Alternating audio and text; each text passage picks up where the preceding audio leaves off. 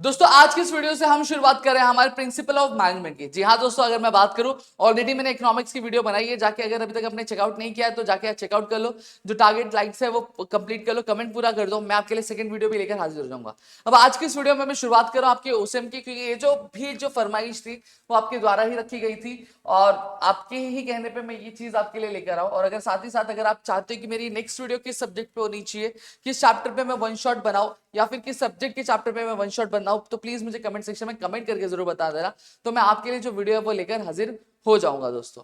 और साथ ही साथ इस वीडियो के लिए भी जो टारगेट कमेंट होने वाला है वो ज्यादा नहीं, मैं 200 का ही टारगेट कमेंट दे रहा हूँ। वो आप जैसे फुलफिल करोगे तो मेरी जो नेक्स्ट वीडियो होगी इस चैप्टर से रिलेटेड वो भी आ जाएगी। और प्लीज मेरी एक रिक्वेस्ट है, इस वीडियो को जितना हो सके उतना अपने दोस्तों के साथ शेयर करो, क्योंकि देखो एक चीज मैं यहाँ पे कह दूं कि यहाँ पे मैं जो चीज आपके लिए करा रहा हूँ ये एक कहीं ना कहीं मैं जब करा रहा हूँ तो इसमें चीजें बहुत ज्यादा एफर्ट्स लगता है, बहुत ज्यादा टाइम देना पड़ता है, ठीक है। तो कहीं ना कहीं हमें भी एक मोटिवेशन चाहिए रहेगा, तो आप जितना ज्यादा शेयर करोगे उतना हमारे अंदर भी मोटिवेशन आएगा और मैं आपके लिए चीजें क्या और ज्यादा चीजें लेकर आऊंगा, जहाँ पे एक एक चीज मैं आपको बोर्ड एग्जामिनेशन के लिए आपको कवर करवा के दूंगा।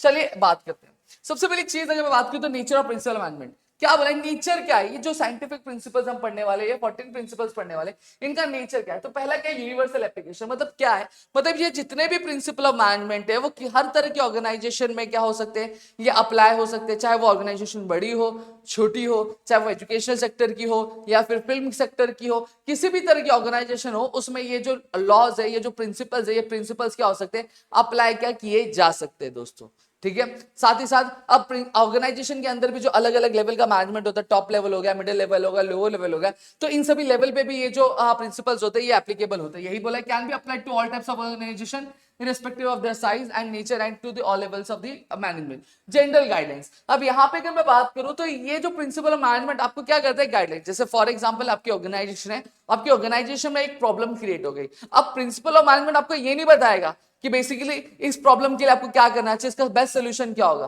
प्रिंसिपल ऑफ मैनेजमेंट क्या करता है, आपको एक रास्ता दिखाता है। रास्ता क्या दिखाता है कि आपको अगर इस तरह की सिचुएशन अगर आपकी ऑर्गेनाइजेशन में अकर हुई है तो आपको ये प्रिंसिपल यूज करके आपको इस तरीके से इस प्रॉब्लम को क्या सॉर्ट आउट करना चाहिए।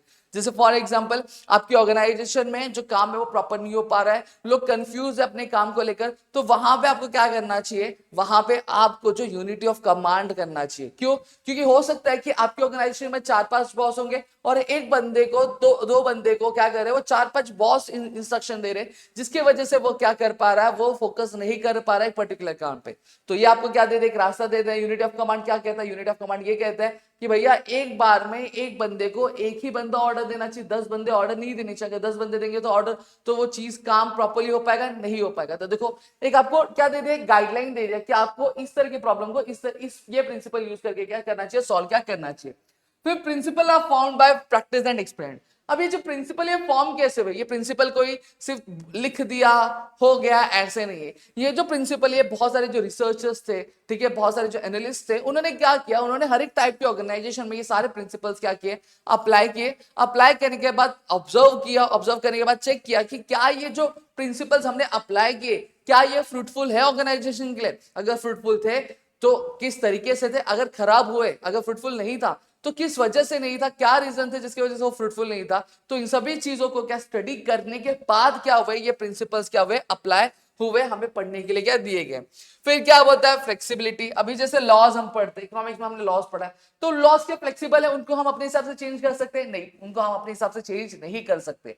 लेकिन ये जो प्रिंसिपल ऑफ मैनेजमेंट है वो organisation to organisation, circumstance to circumstance के उसमें हम माइन्यूटली चेंजेस क्या कर सकते हैं। जैसी कंडीशन होगी उस कंडीशन के हिसाब से हम प्रिंसिपल्स में क्या कर सकते हैं, बदल फेर क्या कर सकते हैं और उनको यूज कर सकते हैं। फिर बिहेवियरल इन नेचर। अब बिहेवियरल इन नेचर मतलब क्या हो गया, देखो जितने भी प्रिंसिपल मैनेजमेंट है आप देखोगे, जैसे डिवीजन ऑफ वर्क हो गया, ऑथोरिटी एंड रिस्पांसिबिलिटी हो गया, फिर यूनिटी ऑफ कमांड हो गया, यूनिटी ऑफ डायरेक्शन हो गया, सबऑर्डिनेशन इंटरेस्ट हो गया, जनरल इंटरेस्ट हो गया, ये सारे प्रिंसिपल्स आप देखोगे तो ये सारे प्रिंसिपल्स किस लिए बनाए गए, ये इसलिए बनाए गए कि एक ऑर्गेनाइजेशन में जब क्या करे, जो इंडिविजुअल्स काम करे उनके बिहेवियर को कंट्रोल किया जाए, ठीक है। अब ऑर्गेनाइजेशन में अगर मैं बात करूं तो बहुत अलग अलग तरह के लोग होते हैं, कुछ लोग होते हैं बहुत ज्यादा स्किल्ड होते हैं, तो उनके स्किल को किस तरह कितने अच्छे तरीके से यूज करना है, तो और उस पर्टिकुलर स्किल को कहां पे अप्लाई करना चाहिए हमें कौन सा बताता है, डिवीजन ऑफ वर्क बताता है। समझ में आ गया। साथ ही साथ एक बार भी कितने बंदे को हमें क्या करना चाहिए, कमांड देना चाहिए, ठीक है, एक बंदे को कितने लोग कमांड देंगे, इसके बारे में हमें कौन बनाता है, यूनिटी ऑफ कमांड बनाता है। तो बेसिकली यहाँ पे यही बताया गया कि ये हमें हेल्प करता है कि कैसे एक ह्यूमन नेचर को हम क्या कर सके, कंट्रोल कर सके, और उसका जो प्रोडक्टिविटी हम कितने अच्छे तरीके से बढ़ा सके, उसके लिए ये चीज क्या बनाई गई है, कॉज एंड इफेक्ट रिलेशनशिप। अब बेसिकली अगर मैं बात करूं ऑर्गेनाइजेशन में जितने भी डिसीजन लिए जाते हैं तो प्रिंसिपल ऑफ मैनेजमेंट उसका क्या होता है, बेस होता है, जहां पर वो उनको बताता है बेसिकली आपको डिसीजन किस तरीके से लेना चाहिए, और उनको ये भी बताते हैं कि अगर आप ये डिसीजन ले रहे हो, अगर ये चीज आप इंप्लीमेंट करो, तो ये इंप्लीमेंट करने के बाद इसका इफेक्ट हमें क्या देखने मिलेगा, इसका रिजल्ट हमें क्या देखने मिलेगा, तो इस चीज के बारे में भी हमें बताता है। फिर क्या बोला, all principle are of equal importance. हाँ भाई, सारे जो प्रिंसिपल्स होते हैं वो सभी इक्वल इंपॉर्टेंस होते हैं। ऐसा नहीं कि ये प्रिंसिपल बहुत ज्यादा इंपॉर्टेंट है, दूसरा वाला नहीं भी करोगे तो भी चलेगा, ऐसा कुछ नहीं होता है। जितने भी हमारे प्रिंसिपल्स सभी को एक साथ हमें यूज करना रहता है, पैरेलल यूज करना रहता है, डिपेंडिंग अपॉन द सर्कमस्टेंस उसमें मॉडिफिकेशन करके यूज करना रहता है। ठीक है, अब इसको पढ़ने का जो निमोनिक है क्या है, you gave 5 big cats always. You से क्या आ गया, यूनिवर्सल एप्लीकेशन। जी से क्या आ गया, जनरल गाइडलाइंस। एफ से क्या आ गया, form by practice and experiments. ठीक है, अब बी से क्या आ गया, बिहेवियरल इन नेचर। फिर उसके बाद ए से क्या आ गया, ए से आपका आ गया all principle are of equal importance. अब क्लियर हो गया, तो ये हमारा क्या हो गया, you gave 5 big cats always. समझ में, you gave you gave You gave big 5 cats always। समझ में आ गया, तो ये हमारा क्या दिया है, ये हमारा पूरा का पूरा दिया है। अब यहाँ देखो, यहाँ पे F से दिया है तो फॉर्म है, तो F से आपको दो चीजें रखनी है, F से आपका form by practice and experiment, और F से फ्लेक्सिबिलिटी आपको क्या याद करना है। समझ में आ गया, इतनी चीजें क्लियर हो गई। अब आता है nature of principal of management. नहीं है, ये importance of principal of management है, ये टाइपिंग में मिस्टेक हो गया, शायद ऊपर से कॉपी पेस्ट किया रहेगा इस वजह से। सबसे पहला क्या, provide useful insight to the manager. सही बात है। अभी जो प्रिंसिपल ऑफ मैनेजमेंट क्या करता है, अगर कोई भी मैनेजर है, अगर उसने प्रिंसिपल ऑफ मैनेजमेंट बहुत अच्छे से स्टडी किया, उसको हर एक प्रिंसिपल ऑफ मैनेजमेंट के बारे में बहुत अच्छे तरीके से पता है, तो ये कहीं ना कहीं ये हेल्प करता है मैनेजर को कि वो अपनी ऑर्गेनाइजेशन को बहुत अच्छी तरीके से समझ पाए, ऑर्गेनाइजेशन में क्या प्रॉब्लम अकर हो रही है, उसको सॉल्व कैसे करना चाहिए। ह्यूमन है तो उस ह्यूमन को किस तरीके से मैनेज करना है, इन सारी चीजों के बारे में क्या कौन बताता है, ये प्रिंसिपल ऑफ मैनेजमेंट क्या गाइड करते हैं। फिर क्या बोला, helpful in efficient utilisation of resources. सही बात है। अगर मैं बात करूं तो किसी भी ऑर्गेनाइजेशन में दो तरह के रिसोर्सेज होते हैं। सही बात है। अब उन रिसोर्सेज को हमें क्या करना पड़ेगा, हमें एफिशिएंटली यूज करना पड़ेगा, मतलब जीरो वेस्टेज करके हमें यूज करना, बेस्ट यूज करना पड़ेगा। अनटिल एंड अनलेस जब तक हम अच्छे तरीके से उसको यूज नहीं करेंगे, हमारा ऑर्गेनाइजेशन जो गोल्स है वो हम अचीव कर पाएंगे क्या, नहीं अचीव कर पाएंगे। तो उन चीजों को किस तरीके से यूज करना चाहिए, क्या सही तरीका होना चाहिए, इसके बारे में कौन बताता है, हमें प्रिंसिपल ऑफ मैनेजमेंट क्या बताता है, साइंटिफिक डिसीजन। साइंटिफिक, अब कई बार देखो, अगर हम ऑर्गेनाइजेशन में अगर डिसीजन ले रहे हैं, ट्रायल हो रहा है, मतलब पहले कर ले रहे हैं, फिर देख रहे कि क्या गलती हो रही है, तो उससे हमारा बहुत ज्यादा टाइम वेस्ट होगा, बहुत सारा रिसोर्स वेस्ट होगा, और हमारी चीजें खराब होती जाएंगी। लेकिन जब आप क्या करो, पहले सब चीजों को एनालाइज कर लो कि अगर कोई काम किया जा रहा है, उस काम को करने में कितना टाइम लग रहा है, ठीक है, क्या सही तरीका होगा उस काम को यूज करने का, ठीक है, साथ ही साथ उसको कितने टाइम में कर देना चाहिए, और उस काम को किस पर्सन को देना चाहिए जो अच्छे से उसको कर पाए पर्टिकुलर टाइम के अंदर अंदर। तो वो हमें क्या देता है, हमें इस चीज को हमने क्या किया, पहले ट्राई किया, फिर परफॉर्म किया, नहीं, इस चीज को हमने पहले पूरा एनालाइज किया, पूरे रिसोर्सेज को एनालाइज किया, फिर उसके बाद हमने ये काम किया, तो इसको हम लोग क्या बोलते हैं, साइंटिफिक डिसीजन हमने लिया। समझ में, मतलब हमने सिस्टमैटिक हर एक चीज को एनालाइज करके किया। Understanding social responsibility. अब मैनेजमेंट के जो प्रिंसिपल्स है, सिर्फ हमें ये नहीं बताते कि अपने ऑर्गेनाइजेशन के गोल्स को हमें किस तरह से अचीव करना चाहिए, साथ ही साथ हमें ये भी बताते कि हमारी रिस्पॉन्सिबिलिटी क्या, हमारी जवाबदारी क्या, हमारी जिम्मेदारी क्या है, किसके प्रति, सोसाइटी के प्रति, हमारे एम्प्लॉयज के प्रति। अब ऐसा नहीं हमें ऑर्गेनाइजेशन के गोल्स अचीव कर रहे हैं तो एम्प्लॉय कुछ मर जाए, कट जाए, कुछ भी हो जाए तो हमें लेना देना नहीं। या हमें क्या बताते हैं, हमें बताते हैं किस तरीके से हमें एम्प्लॉयज के ऊपर भी बर्डन नहीं आने देना चाहिए, और साथ ही साथ उनसे काम कैसे निकलवाना चाहिए, इस चीज के बारे में भी बताते हैं, और उनके काम के हिसाब से हमें कैसे उनको रेम्यूनरेशन पे करना चाहिए, कितना रेम्यूनरेशन पे करना चाहिए, और साथ ही साथ वो हमारे ऑर्गेनाइजेशन कितना इंपॉर्टेंस है, इस चीज के बारे में भी हमें सिखाते हैं।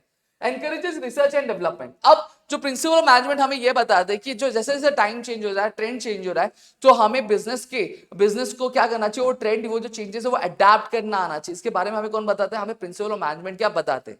ठीक है, तो इसके वजह से कहीं ना कहीं जो प्रिंसिपल मैनेजमेंट हमें एनकरेज करते हैं कि जैसे जैसे टाइम चेंज हो रहा है, ट्रेंड चेंज हो रहा है, तो हमें R&D करनी चाहिए, रिसर्च एंड डेवलपमेंट करते रहना चाहिए कि यहाँ पर टाइम चेंज होने की वजह से लोगों की नीड्स क्या हो रही है, वांट्स क्या करो क्या आ रहे हैं, उसमें क्या बदलाव देखने मिला, उसको भी हमें स्टडी करना चाहिए। Helps to coordinate and control. अब यहाँ पे अगर मैं बात करूँ तो प्रिंसिपल मैनेजमेंट हमें हमेशा गाइड करता है, जैसे यूनिटी ऑफ कमांड हो गया, यूनिटी ऑफ डायरेक्शन हो गया, फिर उसके बाद principle of subordinate interest to general interest. ये सारे जो प्रिंसिपल मैं आपको बता रहा हूँ ये हमें क्या सिखलाते हैं, हमें ये सिखलाते हैं कि हमारी ऑर्गेनाइजेशन में क्या होना चाहिए, कोऑर्डिनेशन होना चाहिए और हर एक चीज के कंट्रोल मैनर में क्या परफॉर्म की जानी चाहिए। हमें ये नहीं सिखलाता कभी भी प्रिंसिपल मैनेजमेंट कि हमें अलग अलग काम करना चाहिए, हमें इंडिविजुअल गोल्स अचीव करना चाहिए, ये हमें कभी भी सिखाता नहीं। हमें हमेशा ये सिखाता है कि बेसिकली हमें हर एक चीज को क्या एक प्रॉपर तरीके से मैनेज करके क्या लेकर चलना चाहिए और सभी के बीच में क्या एक अच्छा रिलेशन होना चाहिए। क्लियर हो गया? तो ये मैंने बता दिया। अब यहाँ पे ध्यान दो, अब इसको लर्न करने का निमोनिक्स क्या है, क्या Penny has some unusual eggs cooking. P से क्या हो गया, प्रोवाइड यूजफुल इनसाइट। एच से helpful in efficient utilization. S से क्या आ गया, साइंटिफिक डिसीजन। यू से क्या आ गया, अनयूजुअल अनयूजुअल। फिर ई से क्या, एग्स आ गया। और सी से क्या आ गया, कोऑर्डिनेटिंग एंड कंट्रोल आ गया। तो आप यूज कर सकते हो पेनी हैज सम अनयूजुअल एग्स और एग्स कुकिंग। क्लियर हो गया? डन। आगे बढ़ते, और एक बार ये निमोनिक्स सब कमेंट सेक्शन में कमेंट भी कर देना भाई। अब आते हैं हेनरी फ्योल के प्रिंसिपल मैनेजमेंट, जिसको हम लोग 14 प्रिंसिपल ऑफ मैनेजमेंट भी क्या कहते हैं दोस्तों। ठीक है, चलिए शुरू करते हैं। अब इनके बारे में बता दूं, ये एक फ्रेंच माइनिंग इंजीनियर था। पहले इन्होंने 14 प्रिंसिपल ऑफ मैनेजमेंट लिखा और अपनी एक बहुत फेमस किताब में, इसका नाम था जनरल एंड इंडस्ट्रियल एडमिनिस्ट्रेशन में लिखा। ठीक है, इन्हें क्या बोला जाता है, फादर ऑफ मॉडर्न मैनेजमेंट भी बोला जाता है दोस्तों। अब यहाँ पे देखते हैं 14 प्रिंसिपल ऑफ मैनेजमेंट। अब इसके लिए निमोनिक्स है, that can you see so I see. That क्या तुम देख सकते हो जो मैं देख सकता हूं, ये चीज है। That can you see, that can you see so I see. अब डी से क्या आता है, डिवीजन ऑफ वर्क। अभी ऑर्गेनाइजेशन में अगर मैं बात करूं तो बहुत सारे काम होते हैं और बहुत सारे अलग अलग डिपार्टमेंट्स होते हैं। फाइनेंस डिपार्टमेंट होता है, एचआर डिपार्टमेंट होता है, प्रोडक्शन डिपार्टमेंट होता है, ऑपरेशंस डिपार्टमेंट होता है। तो ऐसे करके बहुत अलग अलग डिपार्टमेंट्स होते हैं। अब यहाँ पे हमारे पास ह्यूमन लेबर्स भी होते हैं। तो ये प्रिंसिपल हमें क्या बताता है, ये प्रिंसिपल हमें ये बताता है कि जब कभी भी हम ऑर्गेनाइजेशन में किसी भी ह्यूमन रिसोर्स को काम अलोकेट करें तो उसके स्किल के हिसाब से, उसकी कैपेबिलिटी के हिसाब से हमें क्या करना चाहिए, हमें वर्क अलॉट करना चाहिए, जिससे वो कुछ टाइम के बाद उस पर्टिकुलर चीज में क्या चैंपियन भी हो जाएगा और काम को बहुत अच्छे तरीके से परफॉर्म भी क्या कर देगा।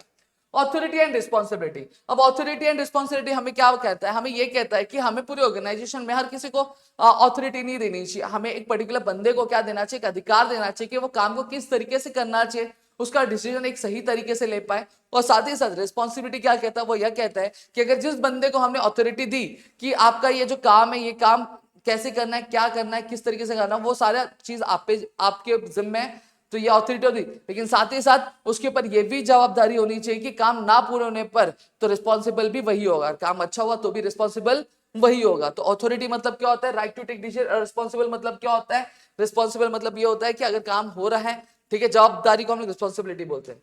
फिर डिसिप्लिन। अब यहाँ पे क्या बोला, principle of discipline. Principle of discipline में क्या बोला, must obey and respect the rules that govern the organisation. अब बोला ये गया कि जितने भी लोग ऑर्गेनाइजेशन में होंगे तो ऑर्गेनाइजेशन के जो भी रूल्स होंगे, रेगुलेशंस होंगे, उन सभी को क्या फॉलो करना चाहिए। जो एथिक्स होंगे ऑर्गेनाइजेशन, उनको फॉलो क्या करना चाहिए। फिर क्या, यूनिटी ऑफ कमांड। वही अब यहाँ पे अगर बात करूँ, हमारे ऑर्गेनाइजेशन में बहुत सारे वर्कर्स काम करते हैं। अब उन सभी वर्कर्स को अगर मैं बात करूँ, एक पर्टिकुलर वर्कर को अगर 5 लोग क्या कर रहे हैं, कमांड कर रहे हैं कि 5 लोग बोल रहे हैं कि काम को कैसे करना चाहिए, तो काम प्रॉपर्ली हो पाएगा, नहीं हो पाएगा। तो इसलिए प्रिंसिपल क्या बोलता है, should receive orders from only one superior. Unity of direction. अब देखो ऑर्गेनाइजेशन में अगर मैं बात करूं तो ये क्या है, एक ग्रुप एक्टिविटी है, ठीक है। अब यहाँ पे हमारी ऑर्गेनाइजेशन में अगर हर एक इंडिविजुअल क्या कर रहा है, अपना पर्टिकुलर गोल लेके चल रहा है, पर्टिकुलर गोल लेके चल रहा है, वो अपने पर्टिकुलर गोल के लिए ही काम कर रहा है, तो क्या कभी हम ऑर्गेनाइजेशन गोल अचीव कर पाएंगे, नहीं। तो वही बोला गया कि हर एक ऑर्गेनाइजेशन में जितना भी एम्प्लॉयज है, हर एक एम्प्लॉयज को क्या करना चाहिए, एक पर्टिकुलर डायरेक्शन में काम करना चाहिए। हर एक एम्प्लॉयज का जो गोल होना चाहिए वो सेम होना चाहिए, अलग अलग होना नहीं चाहिए। Subordination of individual interest to the organisation interest. अब ये क्या कहता है, ये हमें ये कहता है कि हम जब किसी भी ऑर्गेनाइजेशन में काम करें तो हमें अपना फायदा, एक इंडिविजुअल का फायदा देखने से पहले हमें ऑर्गेनाइजेशन का फायदा देखना चाहिए। ऐसा क्यों, ऐसा इसलिए यहाँ पे कहा जा रहा है क्योंकि जब हम ऑर्गेनाइजेशन का फायदा देखेंगे, ऑर्गेनाइजेशन ग्रो करेगा, तो हम बट ऑब्वियस बात अपने आप ग्रो करेंगे, यही चीज समझो, ठीक है। Principle of centralisation. अब सेंट्रलाइजेशन क्या होता है, सेंट्रलाइजेशन मतलब ये होता है कि ऑर्गेनाइजेशन में जितने भी डिसीजन लेने, ठीक है, जितना भी निर्णय लेना है, वो सभी जो पार्ट होगा, वो किसी पावर जो होगा वो सभी एक पर्टिकुलर इंसान के पास होगा, तो उसको हम लोग सेंट्रलाइजेशन बोलते हैं। डिसेंट्रलाइजेशन मतलब क्या होता है, जब कभी भी जो पावर्स होते हैं हम डिस्ट्रीब्यूट करते हैं, भाई ये काम है तो ये काम के लिए डिसीजन लेने का अधिकार तेरे पास है, ये काम है तो ये काम का डिसीजन लेने के लिए तेरे पास अधिकार है। तो यहाँ पे हम क्या करते हैं, पावर को डिस्ट्रीब्यूट करते हैं, उसको हम लोग डिसेंट्रलाइजेशन बोलते हैं। ये प्रिंसिपल ये बोलता है कि हमें depending upon the circumstance, depending upon the organisation, हमें सेंट्रलाइजेशन और डिसेंट्रलाइजेशन का जो यूज है वो हमें क्या बैलेंस करके लेके चलना चाहिए। फिर आता है रेम्यूनरेशन। रेम्यूनरेशन मतलब क्या होता है, देखो जितने भी ऑर्गेनाइजेशन में हमारे एम्प्लॉयज काम करें उन सभी को जो रेम्यूनरेशन मिलना चाहिए, मतलब जो सैलरी मिलनी चाहिए, जो वेजेस मिलना चाहिए, वो बहुत फेयर मिलना चाहिए। किसके बेसिस पे? स्किल्स के बेसिस पे, ठीक है, उनके एक्सपर्टीज कितनी है उस पर्टिकुलर काम के लिए, उसके बेसिस पे, उनको नॉलेज कितना है, कितना टाइम हो गया है काम करते हैं उसके बेसिस पे, साथ ही साथ उनका जो गुजारा बसारा हो रहा है कि नहीं हो रहा है उसके हिसाब से हमें क्या करना चाहिए, उनको पेमेंट क्या करनी चाहिए। Principle of scalar chain. अब प्रिंसिपल ऑफ स्केलर चेन क्या बताता है, देखो यहां पे अगर मैं बात करूं तो प्रिंसिपल ऑफ स्केलर चेन हमें यह बताता है कि हर एक ऑर्गेनाइजेशन में क्या होनी चाहिए, किसी भी चीज को कम्युनिकेशन करने के लिए एक हायरार्की होनी चाहिए, ठीक है। ये टॉप लेवल है, ठीक है, ये मिडिल लेवल है और ये लोअर लेवल है। अगर लोअर लेवल वाले को कुछ भी बोलना है तो मिडिल लेवल वाले को बोलेगा, मिडिल लेवल वाला फिर जाके टॉप लेवल वाले को बोलेगा, टॉप लेवल वाले को बोलेगा तो वो मिडिल लेवल को बोलेगा, फिर वो मिडिल लेवल वाला किसको बोलेगा, लोअर लेवल वाले को क्या बोलेगा। समझ में आ गया। लेकिन अब कभी कभी ऐसा आ जाता है जहां पे केस ऑफ अर्जेंसी आ जाती है, जहां पे बहुत ज्यादा जरूरत आ जाती है, तो वहां पे क्या होता है, वहां पे डायरेक्ट कम्युनिकेशन होता है, ठीक है। जो टॉप लेवल वाला रहेगा वो डायरेक्टली किससे कॉन्टेक्ट करेगा, लोअर लेवल वाले को कॉन्टेक्ट कर, अगर लोअर लेवल वाला है उसको बहुत ज्यादा इमरजेंसी आ रही तो वो डायरेक्ट किससे करता है, टॉप लेवल वाले से कांटेक्ट करता है। तो इस तरह की सिचुएशन को हम लोग क्या बोलते हैं, गैंग प्लैंक बोलते हैं। क्या बोलते हैं दोस्तों, हम गैंग प्लैंक बोलते हैं, जहां पे हायरार्की नहीं फॉलो की जाती, डायरेक्टली हम क्या करते हैं, हमारे अपर हायरार्की वाले लोगों से क्या बात करते हैं। अब यहाँ पे नेक्स्ट अब आगे बात करते हैं principle of order. Principle of order ये कहलाता है कि जब कभी भी हम किसी भी ऑर्गेनाइजेशन में काम करें तो उसमें जितने भी चीजें, वो सभी चीजों का एक सही जगह होना चाहिए, एक सही जगह पे क्या उस सभी को क्या प्लेस क्या करना चाहिए, क्योंकि जब कभी भी उसकी जरूरत पड़े तो जरूरत पड़ते के टाइम वो फटाक से हमें मिल जाए और हम उसको एफिशिएंटली यूज कर पाए। अब आता है principle of equity. Principle of equity मतलब क्या होता है, प्रिंसिपल ऑफ इक्वालिटी। अब ऑर्गेनाइजेशन में हालांकि इतने सारे एम्प्लॉयज काम करेंगे, इतने सारे लोग काम करेंगे, तो हमें यह ध्यान में रखना है कि जितने भी एम्प्लॉयज होंगे उन सभी को हमें क्या एक इक्वल ट्रीटमेंट देनी चाहिए। किसी को भी किसी के रिलीजन, कास्ट या क्रीड के बेसिस पे हमें क्या मिसजज नहीं करना चाहिए, किसी के साथ भी हमें बुरा बर्ताव नहीं करना है। अगर हम अच्छा बर्ताव करें तो हमें सभी के साथ इक्वल ट्रीटमेंट क्या करनी चाहिए। फिर क्या आता है principle of stability of tenure. अब इसका मतलब क्या होता है, देखो जब कभी भी कोई इंसान अगर आपके ऑर्गेनाइजेशन में काम करे तो आप ये चीज ध्यान में रखो कि उसको जॉब सिक्योरिटी होनी चाहिए, ठीक है। उसको पता रहना चाहिए कि मैं काम यहाँ पे कर रहा हूँ तो मैं पर्टिकुलर इतने इतने साल के लिए काम करने वाला, अगर मैं और अच्छा काम करूंगा तो मेरा यहाँ पे नौकरी फिक्स है, मैं कहीं पे और जाने वाला नहीं हूँ। तो अगर एक इंसान को अगर ये चीज फील होती है तो वो क्या करेगा, वो पूरे दिल और पूरे लगन से काम करेगा। समझ में आ गया। तो वही चीज बोला गया, क्या बोला गया, assure about the job security. एक अश्योरेंस रहना चाहिए आपके एम्प्लॉयज के अंदर कि भैया कि आपकी जॉब एकदम सिक्योर है, कोई दिक्कत नहीं, आपकी जॉब कहीं पे जाने वाली नहीं है। क्यों पता है क्या, अगर ये जॉब सिक्योरिटी नहीं रहेगी तो अच्छे से काम करेंगे नहीं, अच्छे से काम नहीं करेंगे, अपने पूरे मन से काम नहीं करेंगे, ठीक है। फिर क्या आता है principle of initiative. Principle of initiative क्या बताता है कि जहां पर हमें हर एक जो एम्प्लॉयज होते हैं उन एम्प्लॉयज के जो आइडियाज रहते हैं, जो स्ट्रैटेजीज रहती है, उन सभी को हमें सुनना चाहिए। क्यों सुनना चाहिए मालूम है कि जब हम उनको भी इंपॉर्टेंस देंगे तो बट ऑब्वियसली बात है वो अपना 100% देना शुरू करेंगे, चीजों को और ज्यादा नोटिस करेंगे, चीजों को और ज्यादा ऑब्जर्व करेंगे और अपने काम के अंदर और भी ज्यादा एफिशिएंसी मेंटेन क्या करेंगे। फिर आता है principle of aspect D cops, जहां हम क्या बोला, यूनियन इंस्टेंट।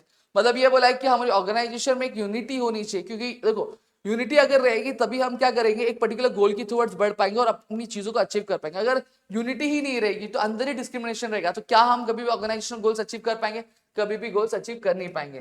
ठीक है, इसके लिए निमोनिक्स क्या हो गया, that, D for division of work, A for authority and responsibility, D for discipline हो गया, सी से कमांड और सी से सेंट्रलाइजेशन आ गया।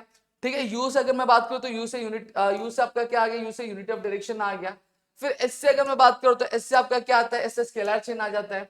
फिर उसके बाद वापस एस है तो एस से अपना क्या आ जाता है, स्टेबिलिटी ऑफ टेन्योर आ जाता है। फिर उसके बाद क्या आपका आई से क्या आता है, इनिशिएटिव आ जाता है।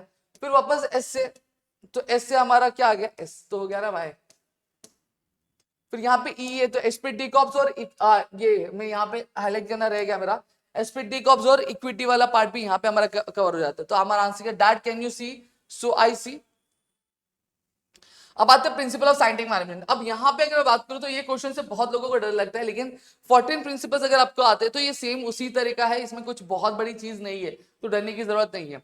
ठीक है, अब इसको लर्न करने का तरीका, silly hence make cool dances daily. S से क्या होगा साइंस, एच से क्या गया हार्मनी, एम से क्या गया मेंटल रेवल्यूशन, सी से कॉपरेशन, डी से आपका डिविजन ऑफ रिस्पांसिबिलिटी और डी से development of employer and employees.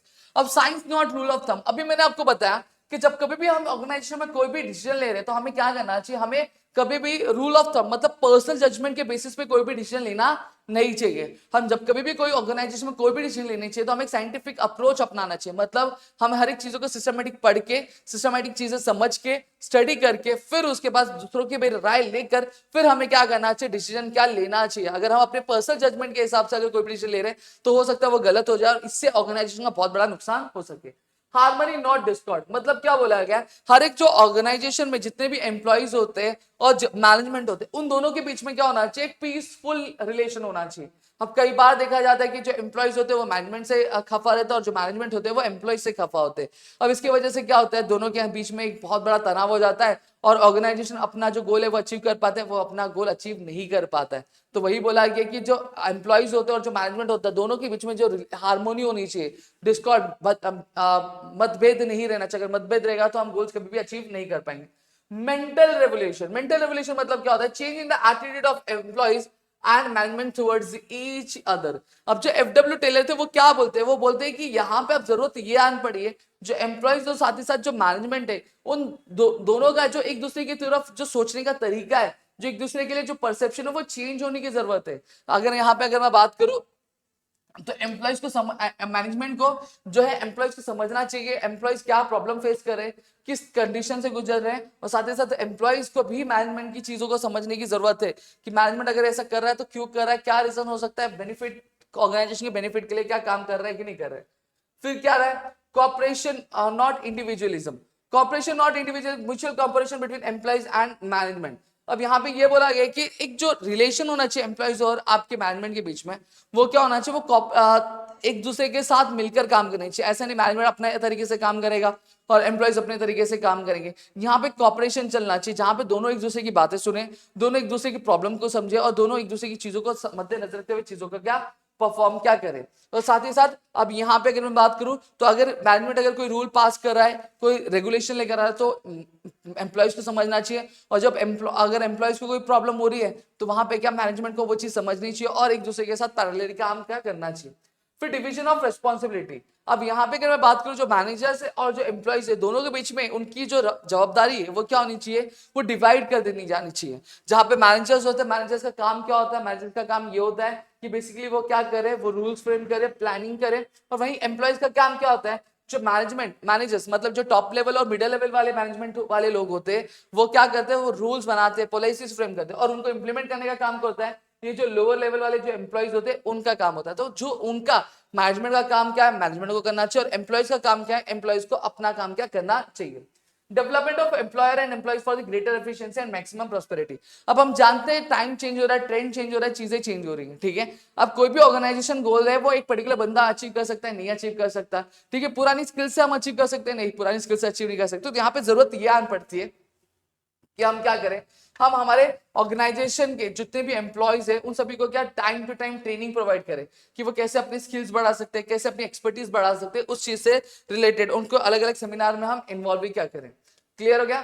तो ये लास्ट है हमारा टेक्निक्स ऑफ साइंटिफिक मैनेजमेंट। अब इस क्वेश्चन की बात करूं तो ये क्वेश्चन एग्जामिनेशन में बहुत कम बार पूछा गया है, जनरली आता नहीं है, ठीक है, लेकिन फिर भी यहाँ पे हम करके रखेंगे। जैसे एक्सप्लेन द टर्म कंसेप्ट से पूछ लिया तो फिर बात लग जाएगी। अब ये क्या बोला गया, निमोनिक्स क्या, Y student sing songs finding Daisy.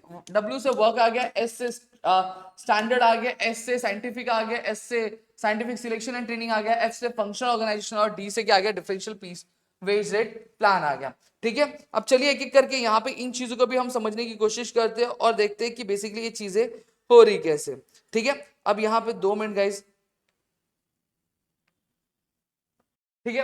अब सबसे पहली चीज क्या आता है, वर्क स्टडी आता है। वर्क स्टडी क्या कहते हैं, जब कभी भी हम कोई काम करें तो काम करने से पहले हमें क्या करना चाहिए, उस वर्क का पूरा एनालिसिस कर लेना चाहिए। मतलब कैसे करेंगे सर, सबसे पहली चीज हमें टाइम स्टडी करनी चाहिए। टाइम स्टडी मतलब कि इस पर्टिकुलर काम को करने के लिए ऑन एन एवरेज कितना टाइम लगेगा, ठीक है, इस चीज की हमें स्टडी करनी चाहिए। फिर मोशन स्टडी, ऐसा कौन सा तरीका होगा कि जिससे जो ऐसे कौन सा मोशन होगा आपके एम्प्लॉय और साथ ही साथ मशीन का जिसकी वजह से जो काम है बहुत एफिशिएंटली हो पाएगा और उसमें टाइम भी क्या कम लगेगा।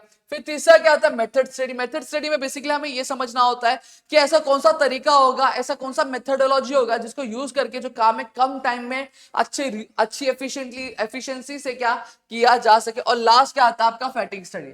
और फैटिग स्टडी क्या होता है दोस्तों, फैटिग स्टडी की अगर मैं बात करूं, जनरली लॉन्ग वर्किंग आवर्स, मतलब बेसिकली ये होता है कि आपके जब एम्प्लॉयज को अगर हम हैरास करें, लंबा लंबा टाइम काम करवा रहे हैं, उनको छुट्टी नहीं दे रहे हैं, पैसे भी कम दे रहे हैं, तो जिसकी वजह से जो बंदा होगा वो बंदा प्रॉपर्ली वर्क कर पाएगा नहीं, प्रॉपर्ली वर्क नहीं कर पाएगा, दिल से काम करेगा, दिल से काम नहीं करेगा।